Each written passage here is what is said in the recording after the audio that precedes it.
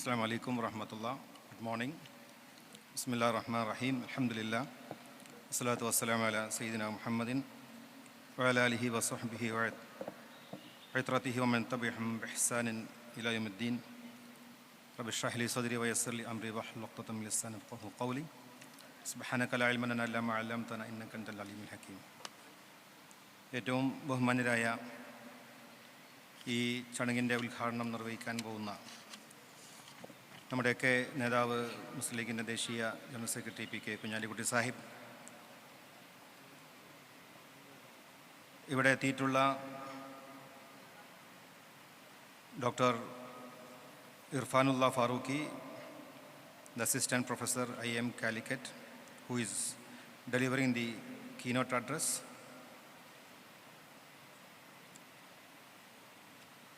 ബഹുമാനപ്പെട്ട അബ്ദുറഹ്മാൻ കല്ലായി Sahib, P K Abdulla Sahib, വമ്പൻ Sahib, Abdul Kareem Cheleri, K T Saadulla, പ്രിയപ്പെട്ട എൻ്റെ ജ്യേഷ്ഠ സഹോദരൻ അമർ റയീസ് സാഹിബ്, മറ്റിവിടെ സന്നിധരായിട്ടുള്ള ബഹുമാന്യ വ്യക്തിത്വങ്ങളെ, സഹോദരി സഹോദരന്മാരെ, അഭിനന്ദനായ ഇ അഹമ്മദ് സാഹിബ് ഇന്ന് നമ്മളിൽ ഇപ്പോഴും ജീവിച്ചിരിക്കുന്നുണ്ട് എന്നതിന് തെളിവാണ് ഈയൊരു പ്രൗഢമായ സദസ്സ്. കണ്ണൂർ ജില്ലാ മുസ്ലിം ലീഗ് നടത്തിയിട്ടുള്ള പരിപാടികളിൽ ഏറ്റവും ഉന്നതിയിൽ നിൽക്കുന്നൊരു പരിപാടി ഇതാണ് എന്ന് പറയാൻ നമുക്ക് ഏറെ അഭിമാനമുണ്ട്. കാരണം ലോകത്തിൻ്റെ നെറുകയിൽ ഇന്ത്യയുടെ പ്രതീകമായി ഉയർന്നു വന്ന അഹമ്മദ് സാഹിബ്, അദ്ദേഹം ജനിച്ച നാട് ഈ കണ്ണൂരാണ് എന്ന് പറയുമ്പോൾ കണ്ണൂരുകാർക്ക് ഒരു സ്വകാര്യ അഹങ്കാരമുണ്ട്. കണ്ണൂരിൽ പിറവിയെടുത്ത സാധാരണ മുസ്ലിം ലീഗ് പ്രവർത്തകനായി MSFയിലൂടെ വളർന്നു വന്ന് ലോകം കീഴടക്കിയ ഒരു വിശ്വപൗരനായി മാറിയിട്ടുള്ള ഒരു നേതാവാണ്. നമുക്കറിയാം, കേരളീയരായിട്ടുള്ള വിശ്വപൗരന്മാരെ അപൂർവമായി മാത്രമേ നമുക്ക് കാണാൻ സാധിക്കുകയുള്ളൂ.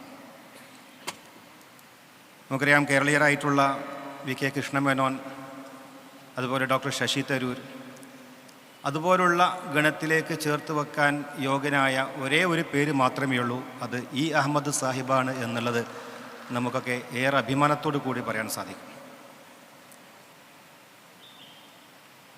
എന്തുകൊണ്ടാണ് അത്ര മേഖലയിലേക്ക് അദ്ദേഹം എത്തിപ്പെടാനുള്ള അവസരമുണ്ടായത് എന്നുള്ളത് അദ്ദേഹത്തിൻ്റെ കാഴ്ചപ്പാട് തന്നെയാണ്. ഇവിടെ ഇന്ന് ഡിസ്കസ് ചെയ്യുന്ന ഒരു വിഷയം ആഗോള നീതി, ജനാധിപത്യം, ഇ അഹമ്മദ്, കാലം, ചിന്ത എന്ന പ്രമേയത്തിലാണ് ഇവിടെ ഇത്തരം ഒരു പരിപാടി സംഘടിപ്പിച്ചിട്ടുള്ളത്. ഇ അഹമ്മദ് സാഹിബിനെ നമ്മൾ കേവലം ഓർക്കുക മാത്രമല്ല വേണ്ടത്, അദ്ദേഹത്തിൻ്റെ ജീവിതം തന്നെ ഒരു വലിയ ചരിത്രമാണ്.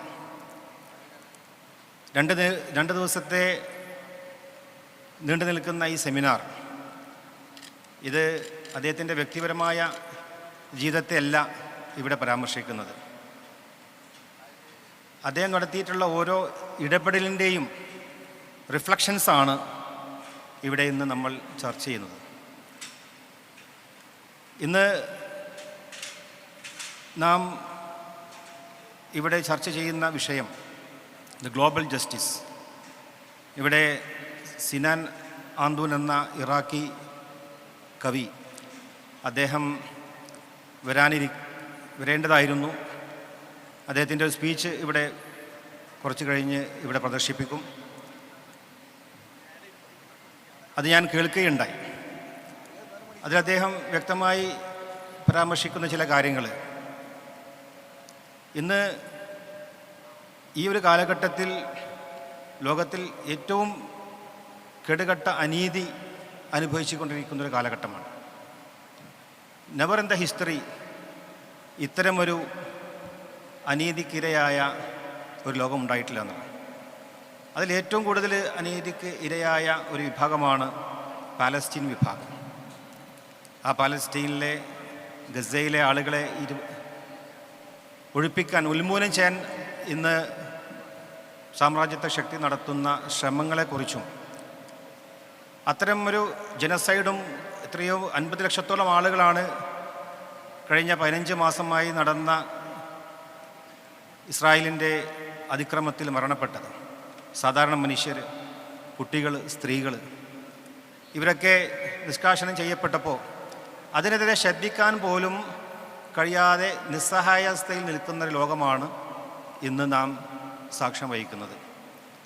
അവിടെ ഇന്ന് നാം അനുഭവിച്ചു കൊണ്ടിരിക്കുന്ന ഫോബിയകൾ, അത് ഇത്തരം അക്രമ സംഭവം നടക്കുമ്പോൾ അതിനെതിരെ പ്രതിഷേധിക്കാൻ പോലും കഴിയാതെ നിശബ്ദരായിരിക്കാൻ ഇന്ന് ആളുകൾ അതിന് വിധേയമായിരിക്കുന്നു എന്നുള്ളതാണ്. അത്രയും സാമർത്ഥ്യ ശക്തികൾ ലോകത്തെ കീഴടക്കിക്കൊണ്ടിരിക്കുന്നു. അത്രയും അനീതിയാണ് ലോകത്ത് സംഭവിച്ചുകൊണ്ടിരിക്കുന്നത്.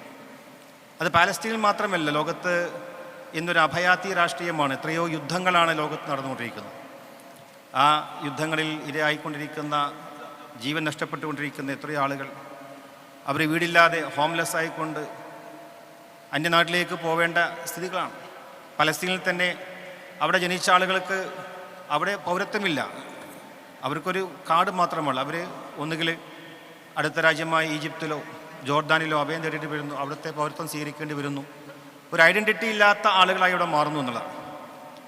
അവിടെയാണ് ആ പശ്ചാത്തലത്തിൽ ബഹുമാനപ്പെട്ട അഹമ്മദ് സാഹിബ്, നമുക്കറിയാം, യാസർ അറഫാത്ത് റാമല്ലയിൽ വീട്ടുതടങ്കലിൽ ഇരുന്ന കാലഘട്ടം. അന്ന്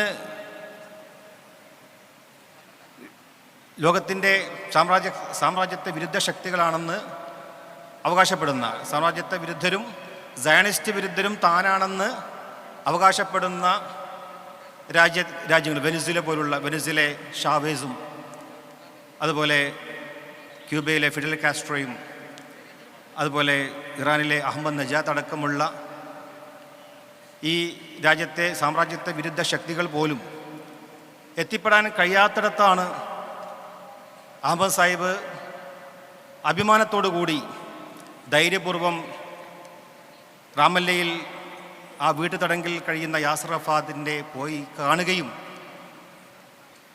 ഞങ്ങൾ നിങ്ങളുടെ കൂടെയുണ്ട്, അതൊരു ഇന്ത്യക്കാരൻ എന്ന നിലയിലല്ല, ഒരു മുസ്ലിം ലീഗുകാരൻ എന്ന ഒരു വികാരത്തോടു കൂടിയാണ് അദ്ദേഹം അവിടെ പോയി അദ്ദേഹത്തോട് ഐക്യദാർഢ്യം പ്രഖ്യാപിച്ചത്. അന്ന് മൻമോഹൻ സിംഗ് വിശ്വസിച്ചേൽപ്പിച്ച ഒരു നേതാവായിരുന്നു അഹമ്മദ് സാഹിബ്. എത്രയോ കോടിക്കണക്കിന് രൂപയുടെ സഹായങ്ങൾ അന്ന് പലസ്തീന് വേണ്ടി ഇന്ത്യ ചെയ്തു. അതൊക്കെ കൈമാറിയതും കൈകാര്യം ചെയ്തതൊക്കെ അഹമ്മദ് സാഹിബായിരുന്നു. അപ്പോൾ മിഡിൽ ഈസ്റ്റ് പൊളിറ്റിക്സിൽ അന്ന് നയതന്ത്രപരമായ എല്ലാ കാര്യങ്ങളും ഇടപെടുകയും അതുമായി സംസാരിക്കുകയും അതിൽ പരിപൂർണ തൃപ്തിയോടുകൂടിയാണ് അന്ന് ഡോക്ടർ മൻമോഹൻ സിംഗൊക്കെ അഹമ്മദ് സാഹിബിൻ്റെ ഇടപെടലിനെക്കുറിച്ച് പറഞ്ഞിട്ടുള്ളത്. നമുക്കറിയാം, ഇറാഖിൽ ബന്ദികളായിട്ടുള്ള ആളുകൾ, ആ ഒരു ചരിത്രം നമുക്കറിയാം. ഇറാഖിൽ ഹോസ്റ്റേജാക്കപ്പെട്ടിട്ടുള്ള ബന്ദികൾ, വളരെ പാവപ്പെട്ടവരായിട്ടുള്ള ആ ബന്ദികളെ മോചിപ്പിക്കാൻ എത്ര ക്ലേശകരമായ ശ്രമമാണ് അന്ന് ഇന്ത്യ ഗവൺമെൻറ് നടത്തിയത്.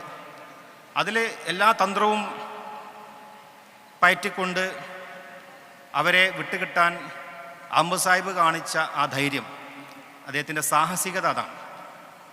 അതോടുകൂടി അവരെ വിട്ടുകിട്ടുകയും സോണിയാഗാന്ധി അഭിമാനപൂർവ്വം പറഞ്ഞു, അഹമ്മദ് ഇന്ത്യയുടെ മാനം രക്ഷിച്ചു എന്ന് സോണിയാഗാന്ധി പറഞ്ഞുവെങ്കിൽ അഹമ്മദ് സാഹിബ് എത്ര ഉയരങ്ങളിലാണ് എന്ന് നമുക്ക് അഭിമാനത്തോടു കൂടി പറയാൻ സാധിക്കും.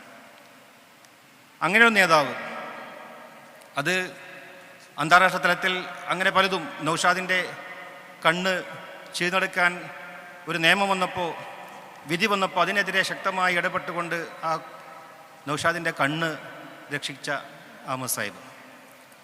ഇവിടെ ബഹുമാനപ്പെട്ട കുഞ്ഞാലി സാഹിബും നേതാക്കളെക്കുറിച്ച് സംസാരിക്കാനുണ്ട്. നമുക്കറിയാം, ഗുജറാത്ത് കലാപം നടന്നപ്പോൾ രഹസ്യാന്വേഷണ വിഭാഗം അവിടെ പോവരുതെന്ന് പറഞ്ഞിട്ട് പോലും ധൈര്യപൂർവ്വം അവിടെ പോയി, അവിടെ പാവപ്പെട്ട, അന്ന് ആ കലാപത്തിൽ ഇരയായിട്ടുള്ള ആളുകൾക്ക് വീട് നിർമ്മിക്കാനും മറ്റ് സഹായങ്ങൾ ചെയ്യുവാനും അദ്ദേഹം നടത്തിയിട്ടുള്ള ആ സാഹസികത.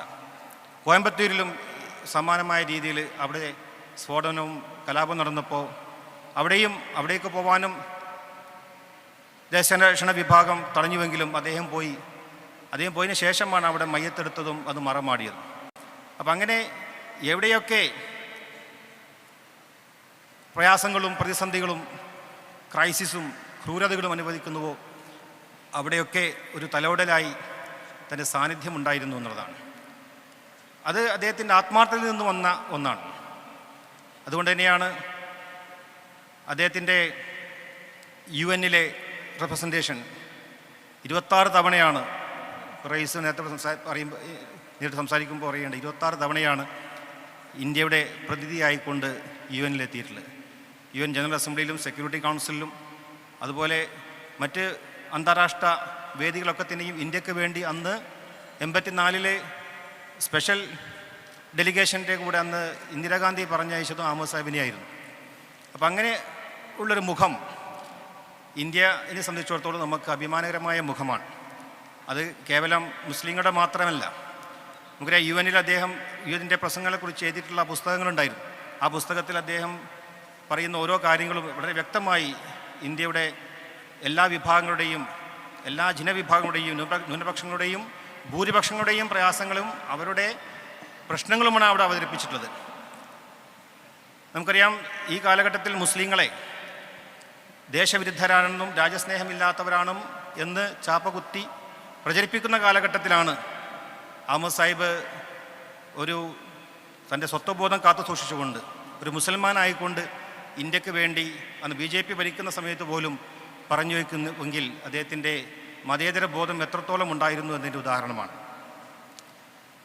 അതാണ് ഇന്ന് നമുക്കറിയാം അദ്ദേഹം ഒരു വിശ്വാസിയായിരുന്നു. സ്വത്വബോധത്തോടു കൂടി 5 നേരത്തെ നമസ്കാരവും തൻ്റെ കയ്യിലുള്ള ഖുർആൻ, തൻ്റെ കീശയിൽ എപ്പോഴും ഖുർആൻ ഉണ്ടായിരുന്നു. അങ്ങനെ വിശ്വാസി ആയിരിക്കെ ഏറ്റവും നല്ല മതേതരവാദിയായിക്കൊണ്ട് എല്ലാവർക്കും വേണ്ടി ശബ്ദിക്കാൻ, ഇന്ത്യയിലെ മുസ്ലിം ന്യൂനപക്ഷങ്ങൾക്ക് വേണ്ടി മാത്രമല്ല ക്രൈസ്തവ ന്യൂനപക്ഷങ്ങൾക്ക് വേണ്ടി മറ്റു ന്യൂനപക്ഷങ്ങൾക്ക് വേണ്ടിയൊക്കെ സ്ഥിരം അദ്ദേഹം ശബ്ദിക്കുമായിരുന്നു. അദ്ദേഹം ന്യൂനപക്ഷങ്ങൾക്ക് വേണ്ടി ശബ്ദിക്കുക മാത്രമല്ല, പാർലമെൻറ്റിൽ അദ്ദേഹത്തിൻ്റെ ശബ്ദം ഉറച്ച ശബ്ദമായിരുന്നു. അത് കേൾക്കാൻ ഭരണാധികാരികൾ ഏറെ ഗൗരവപൂർവ്വം അദ്ദേഹത്തിൻ്റെ വാക്കുകൾ എടുത്തിരുന്നു. ഇപ്പോഴത്തെ രാജ്നാഥ് സിംഗ് ഒക്കെ അദ്ദേഹത്തോട് പ്രതികരിച്ചത് അഹമ്മദ് ജി എന്ന് വിളിച്ചുകൊണ്ടാണ്. പ്രതിപക്ഷ ബഹുമാനം നേടിയിട്ടുള്ളൊരു നേതാവ് കൂടിയാണ്. അങ്ങനെയുള്ള നേതാവ് നമ്മൾ അദ്ദേഹത്തെ ചർച്ച ചെയ്യേണ്ടതുണ്ട്. അദ്ദേഹത്തിൻ്റെ രാഷ്ട്രീയം, അദ്ദേഹത്തിൻ്റെ സാമൂഹികം, അദ്ദേഹത്തിൻ്റെ സാംസ്കാരികം. അദ്ദേഹം ഏറ്റവും നല്ല എഴുത്തുകാരനായിരുന്നു, പ്രഭാഷകനായിരുന്നു. മൗനയുടെ ബാഫയ്ക്കത്തങ്ങൾ പ്രഭാഷണ വേദികളിൽ ബാഫയ്ക്കത്തങ്ങളുടെ പ്രഭാഷണം പറയാൻ ഏൽപ്പിക്കുന്നത് അഹമ്മദ് സാഹിബിനായിരുന്നു. അപ്പോൾ അന്ന് മുതലേ ആ കാലഘട്ടത്തിൽ അന്ന് മുസ്ലിം സമുദായത്തിനിടയിൽ നിന്നൊക്കെ അഭ്യസ്തവിദ്യരായിട്ടുള്ള ആൾ കുറവായിരുന്നു. അങ്ങനെ എഴുത്തും വായനയും ദൈക്ഷണികമായ ചിന്തയും പരത്തിക്കൊണ്ട് നമുക്കിടയിൽ ഒരു വിജയശ്രീയായിക്കൊണ്ട് താൻ ഇടപെട്ട തൻ്റെ പാർലമെൻറ്റിൽ തന്നെ അന്ത്യമുണ്ടാവുകയും ചെയ്തു എന്നുള്ളത്, അതും ഫാഷിസത്തോട് പോരാടിക്കൊണ്ടിരിക്കുന്ന സമയത്ത് ഫാഷിസത്തിന് ഇരയായിക്കൊണ്ടാണ് അദ്ദേഹം മരിക്കുന്നത്. മരണക്കിടക്കയിലും ഫാഷിസം എന്ന് പറഞ്ഞ യൂത്ത് ലീഗ് നടത്തിയ രാജ്ഭവൻ മാർച്ച് ഇപ്പോൾ ഓർക്കുകയാണ്. അപ്പം അങ്ങനെ എല്ലാത്തിനോടും പോരാടിക്കൊണ്ട് ഒരു ഫൈറ്റർ ആയിക്കൊണ്ട് എല്ലാവരുടെയും സ്നേഹം പിടിച്ചു പറ്റിക്കൊണ്ട് നമ്മോട് ഇവിടെ പറഞ്ഞ ഒരു നേതാവ്. അദ്ദേഹത്തിൻ്റെ ഓർമ്മകൾ ഇവിടെ തുളുമ്പി നിൽക്കുന്ന ഈ ഒരു കണ്ണൂരിലെ ഈ സ്റ്റേഡിയത്തിൽ നമുക്ക് അദ്ദേഹത്തിന് വേണ്ടി പ്രാർത്ഥിക്കാം. അതോടനുബന്ധിച്ച് ഒരുപാട് ചർച്ചകൾ ഇവിടെ വലിയ വലിയ പ്രതിഭാശാലികളായിട്ടുള്ള ആളുകൾ എത്തിയിട്ടുണ്ട്. അതോടൊപ്പം ഇവിടെ അഹമ്മദ് സാഹിബിൻ്റെ കുടുംബത്തിൽപ്പെട്ട അദ്ദേഹത്തിൻ്റെ 2-3 മക്കൾ നസീർ സാഹിബും റയീസ് സാഹിബും ഡോക്ടർ ഫൗസിയ അവരുകളൊക്കെ ഇവിടെ എത്തിയിട്ടുണ്ട്. എല്ലാവരെയും കാണാൻ സാധിച്ചിട്ടുള്ള സന്തോഷം അറിയിച്ചുകൊണ്ട് ഇതിനുവേണ്ടി മുന്നോട്ട് വന്ന കണ്ണൂർ ജില്ലാ മുസ്ലിം ലീഗ് കമ്മിറ്റി ഒന്നുകൂടി അഭിനന്ദിച്ചുകൊണ്ട് ഇതിൻ്റെ ഔപചാരികമായ ഉദ്ഘാടനം നിർവഹിക്കുന്നതിന് വേണ്ടി നമ്മുടെയൊക്കെ പ്രിയങ്കരനായ നമ്മുടെ അഹമ്മദ് സാഹിബിൻ്റെ പിൻഗാമി എന്ന് നാം വിശേഷിപ്പിക്കുന്ന PK കുഞ്ഞാലിക്കുട്ടി സാഹിബിനെ ആദരപൂർവ്വം ക്ഷണിച്ചുകൊണ്ട് എൻ്റെ വാക്കുകൾ ചുരുക്കുന്നു. അസ്സലാമു അലൈക്കും.